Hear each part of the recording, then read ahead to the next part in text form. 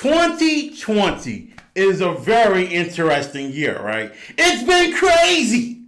But in relation to old movies and old TV shows, you are bound to run across social media posts talking about how undervalued and underappreciated something is from the past.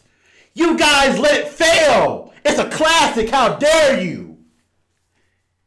And that campaign has been going on for Power Rangers Jungle Fury the past 3 years. After watching all 32 episodes, I'm here to tell y'all why. I don't see the hype. I don't see the buzz. Now, Jungle Fury has a gang of ideas that are franchise first that I would love to see implemented into future seasons. But every single plot twist with every single character is so predictable. I felt like I watched it before, and I never saw an episode before last week.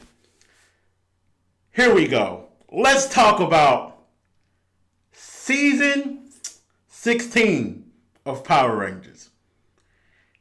Damn, we've done a lot of these. Here comes the Power Rangers, Jungle Fury. Jungle Fury, go!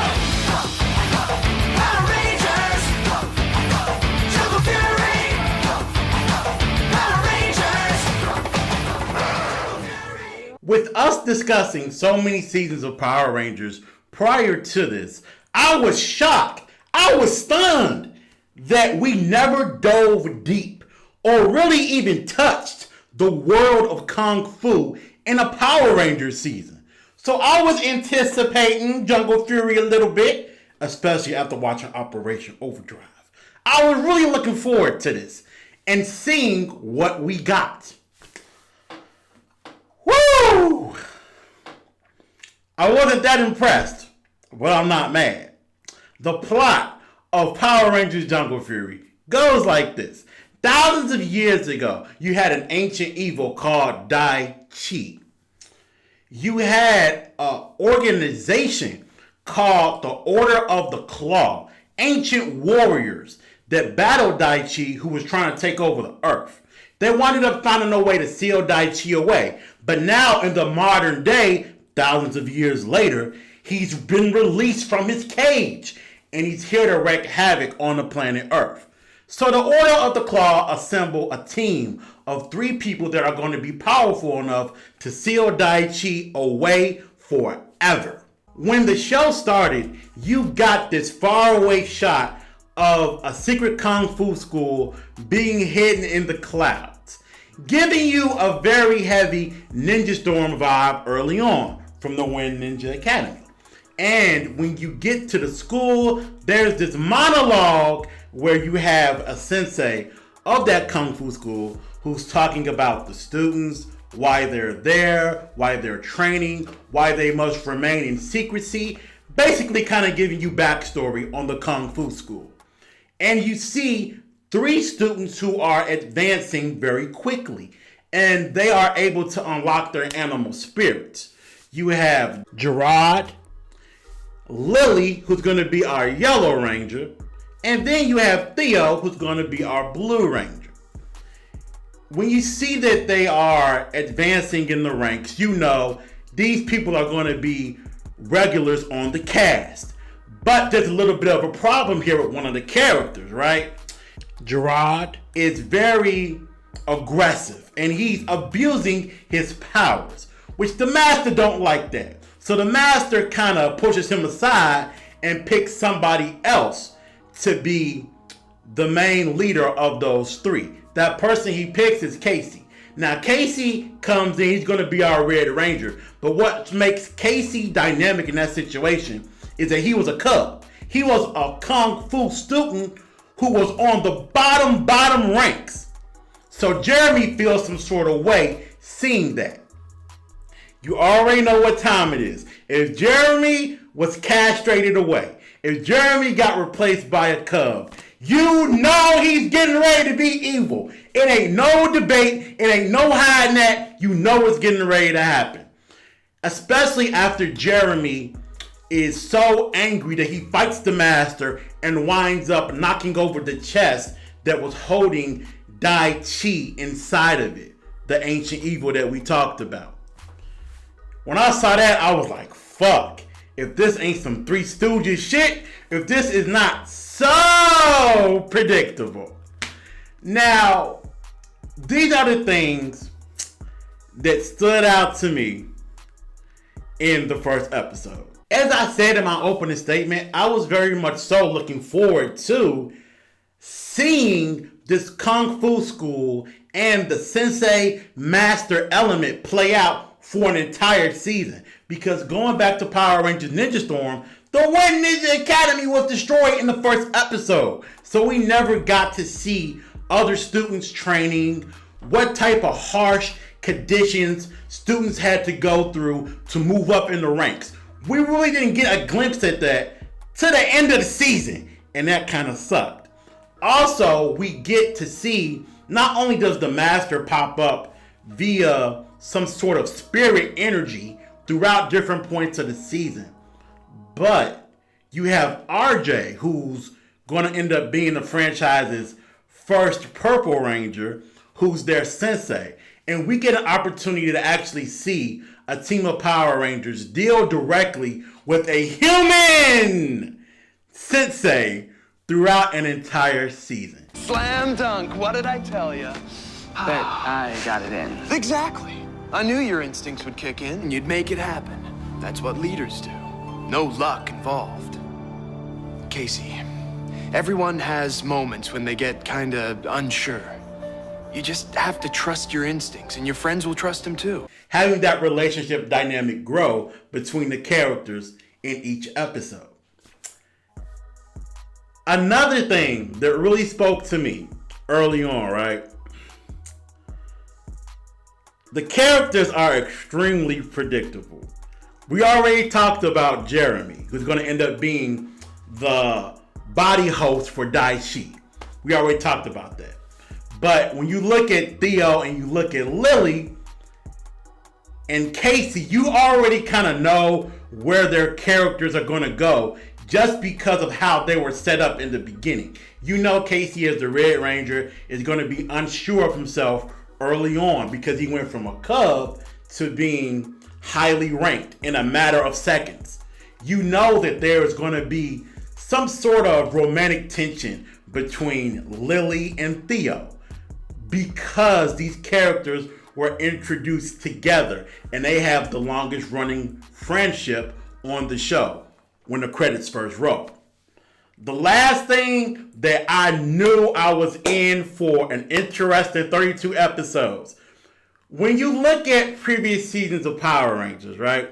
They tried their damnedest to give the season a sense of exploration, right? To make the set and the locations feel varying, like you're going to new places every episode. Although there's maybe like 8 or 9 locations throughout the entire season, just filmed at different spots.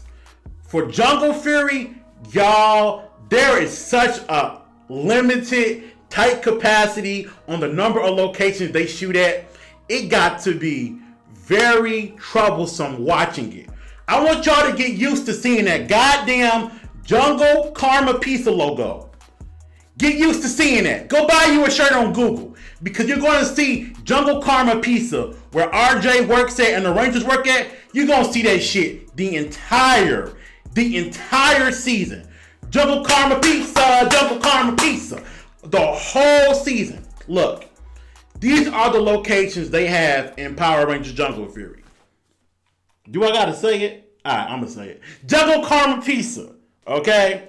They have the upper loft. This is where the Rangers do their recreational activity, a little bit of training, where they see the threats that are attacking the city. Then you have the Kung Fu School. That's 3.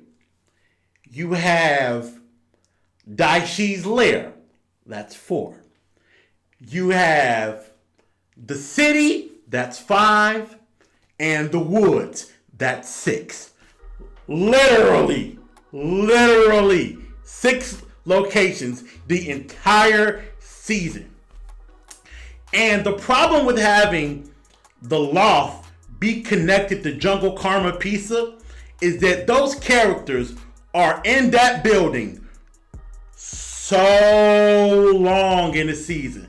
So many episodes involve them being in the loft or them cooking pizza and serving it to customers. I got tired of seeing Jungle Karma Pizza, man. I got tired of that shit. And I love pizza. Jungle Fury had way too many issues when it came to the number of locations they would shoot at. Moving on to some of the Rangers, I'm going to be really honest with you guys. I thought Casey was kind of a boring Red Ranger. There was nothing about his personality or even his powers that really spoke to me and said, damn, that's a bad Red Ranger right there. He's better than Nick from Mystic Force, but I didn't feel a connection to that character. What I felt a connection to was Theo and Lily. Right? It's very quickly established in the beginning of the season that Theo wants some loving. PYT, goddammit, from Lily the Yellow Ranger. And when he's trying to pursue her, it's very obvious he in the friend zone. I'm yelling at my TV. Get out of there, player. Back up. She don't want you. Because, let's be honest, as men, we've all been there before. There's been some type of woman in your life that you liked and you got in the friend zone. You got locked up. You was beating on the bars, let me out. And she ain't never let you out that motherfucker. You was forever stuck. And Theo is in the friend zone the entire season as he tries these romantic gestures towards Lily. You didn't have to do this. You're such a good friend. Yeah, about that. I thought maybe Oh, let's hula! maybe I should stop trying. I thought that was a fun dynamic for a season of Power Rangers instead of having a concrete relationship. Now remember this dynamic. We're going to talk about it at the end of the season. We got some fuckery. Speaking of fuckery, y'all know I had to talk about this. It was something that was so deep on my list of concerns, of annoyances in this season of Power Rangers. The Morphers that they get are not risk components. They are not an item that goes into a waist harness, like for SPD or for Mystic Force. No. Jungle Fury wanted to do something really cool. They wanted to wow you. They got sunglasses as the Morphers. He tapped into the morphing grid and voila, you're Morphers. Once you activate them, all the knowledge that comes with them will be instantaneously entered into your cellular makeup. Pretty gnarly, huh? That is such a dumb idea. That is so stupid because the Power Ranger Morphers for every single season prior to this were always interactive. It will always require some type of a wrist movement, fingers doing something, the Morpher appearing out of thin air from a dino gym. There was always some type of an action when it came to the Morphers. It's a pair of sunglasses they put on their face and say, Spirit of the Tiger, unleashed. Oh, I hate the Morphers. I get it, they were trying to do something different, come up with a new idea, but it did not work.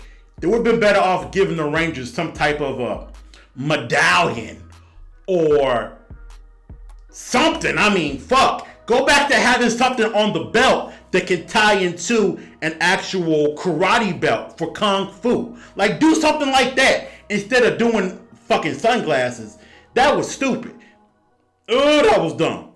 Speaking of questionable Morpher decisions, RJ has a Morpher that looks damn near identical to Merrick's Morpher from Wild Force. Damn near the same thing. It's like somebody saw that picture on Power Ranger Central, because that website was popping back in the day, and said, If we paint it purple and we put some yellow on there, hey, it's RJ's Morpher. Am I right? No, you're not right. No. And the last little rant we're going to have on the Morphers is the Rhino Ranger. Y'all, this motherfucker's in Battle City. This motherfucker hit up Seto Kaiba from Yu-Gi-Oh! To get a dual disc. When I saw that shit, I was like, okay, I need a porn break. And I took a break. I paused and I was like, nope. No, man, I can't do it today. And walked away from the TV for about a good 30 minutes. That's one of the worst Morpher designs in Power Ranger history. It's so obnoxious and extra. I don't get it. One of the many things that I heard praise about in regards to Jungle Fury was the villain. I've been hearing a lot about Dai-Chi over the past year. Oh, Marcus, Dai-Chi a bad motherfucker. Oh, you thought Mesogog was doing some shit. Oh, look at Dai-Chi. And if you're talking about the design of Dai-Chi when Gerard transforms into his lion form, oh, that's a bad motherfucker right there. Oh, he looks cool as hell. But the ancient evil, I'm not feeling. As I said earlier, once you see the body host for Dai-Chi is Jeremy, everything is predictable. You know there's going to be a push-pull later on in the season as they battle for control. You know that at the end of the season, Jeremy's going to wind up finding a way to separate himself from Dai-Chi, and the Rangers will end up destroying him. It was so predictable the minute you saw Jeremy was the body host. I don't get the love for Dai-Chi. I thought he was a very typical villain. The only thing I liked about Dai-Chi was that in the beginning of the season, when his minions and monsters would fail, he would physically take off his frustration on every single one of them. I mean, whooping their ass all up and down his little dojo.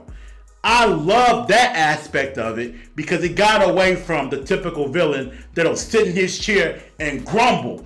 Oh, you failed me yet again. All right, now go eat. Get the fuck out of my face. I'm so tired of those villains. But Dai-Chi, yo, you failed? Come here. Come here. I got something for you. Though my favorite villain was Camille, right? Camille is this chameleon, alien, but human hybrid sort of, right? She could transform between human and chameleon. And what I liked about her character was that as the season went on, you saw her bringing the humanity out of Dai-Chi through Gerard. I really did enjoy their dynamic as the season went on. I thought where her character ended up made sense for how she began. I really did enjoy the scenes she had in combat. I thought she was a character that was on point as far as being the first henchman in command to Dai-Chi.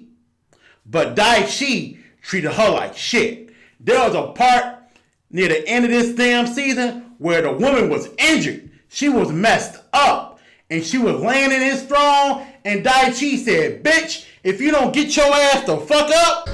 Get off my throne! Yes, Daichi, of course.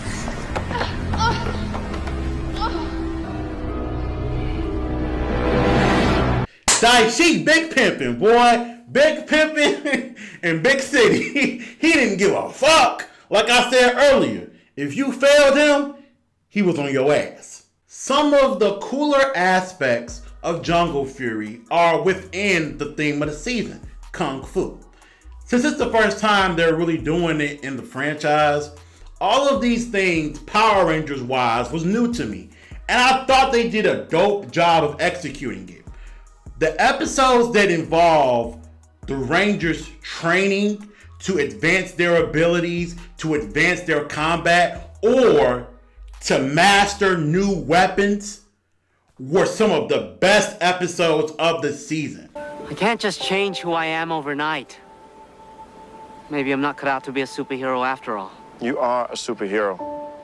No one's asking you to change who you are inside. Your abilities and work ethic are not in question. You just have to learn to be present and in the moment. Because when they go through these trials, their bodies are getting broke down. They're getting mentally and emotionally frustrated. They don't really understand what these individual masters want them to do. But as the episodes continue to go, they harness new powers. They get a hold of different weaponry that looks really cool. Jungle Fury really did bring the heat when it came to giving the team weapons that were unique. And I really did enjoy the Kung Fu aspects of the season. As I said in my opening statements, right? We were talking about fresh ideas. And in relation to the Masters, to even make them cooler beyond just training the Rangers, they sort of kind of became Rangers themselves. It was a concept called Spirit Rangers, where the Masters are older people. So they're not physically in the Power Ranger suits, but spiritually they are. And that is such a cool concept, right? It is so amazing that we're in season 16 of Power Rangers and they're still able to give you concepts that you ain't never even think about. Spirit Rangers is such a badass concept, and the way they executed it in Jungle Fury was really cool. Those episodes were like, yo, this is really creative. I wish we would have got more of that throughout the season, because so much shit is predictable. Let me make sure that I give Power Rangers Jungle Fury credit for breaking away from Power Ranger tropes. And they did a lot of that this season, which is why I don't want to be too hard on it, because they tried new things. And when it comes to Power Rangers, a lot of times they don't want to do that. For example, Jungle Fury did not have motorcycles or some type of a cruiser, some sort of car to drive around the group in.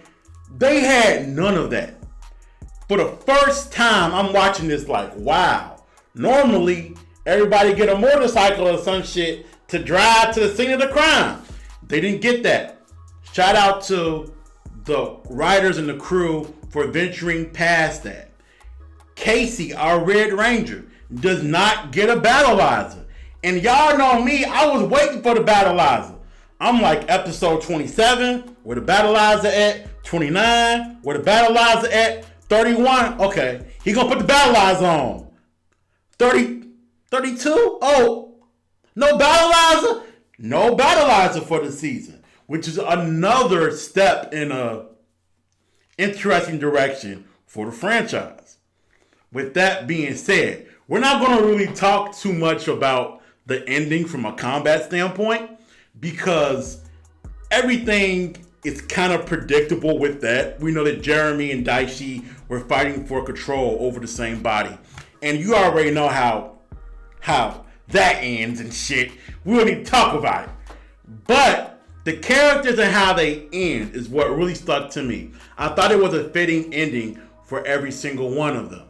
We have Casey, Theo, and Lily that get their master stripes. They are now the highest ranks at the Kung Fu school, which is great for them, seeing where their characters began in the season, looking for RJ to train them, and where they ultimately ended up. It was great for them. Jeremy ends up going back to the Kung Fu school to learn from the bottom ranks and train himself back up. And of course, Camille is there, and they have a relationship that you saw blossoming at different points of the season. So it wasn't anything abrupt to make me go, oh my God, why are you doing that? Like Nick and Madison from Mystic Force. What the fuck was that? No, they didn't do that. I thought that was fine. What really had me slide down the couch and go, oh, come on, man, what the fuck? Was, I told y'all we were going to talk about this again. Theo and Lily, at the end of the season, after all the simping and tricking Theo did and getting upset with Lily because he set an appointment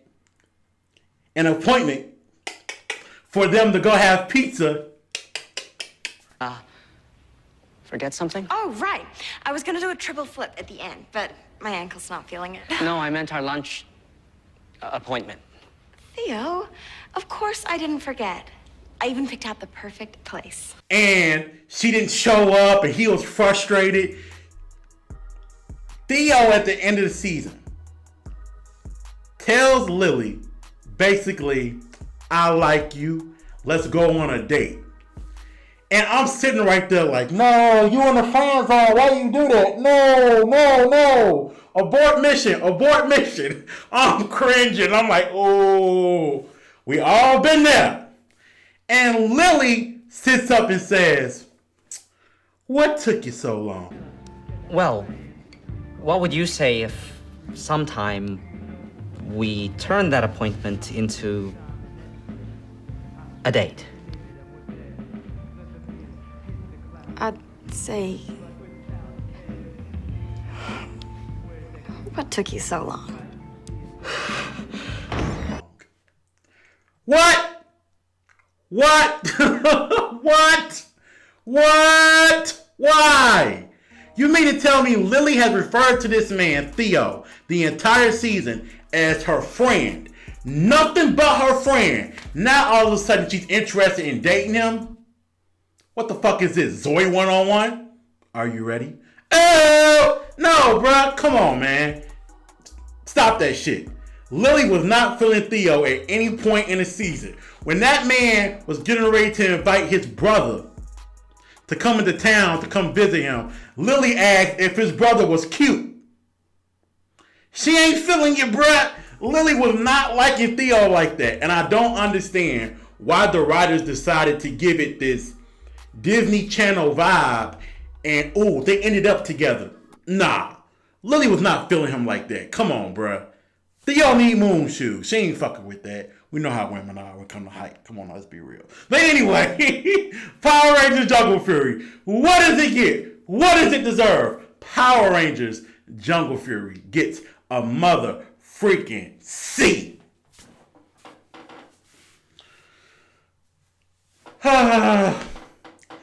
Yeah, it's as average can get. When it comes to the theme song, I like it, right? Certain elements, the costumes took a little bit of time to grow on me.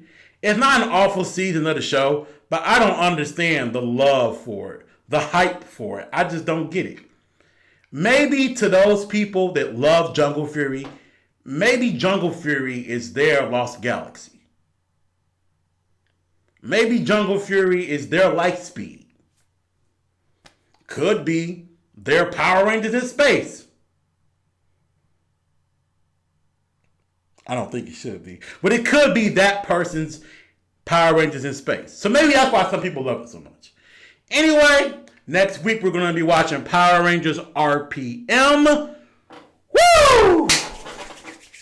Y'all know I'm looking forward to that, baby.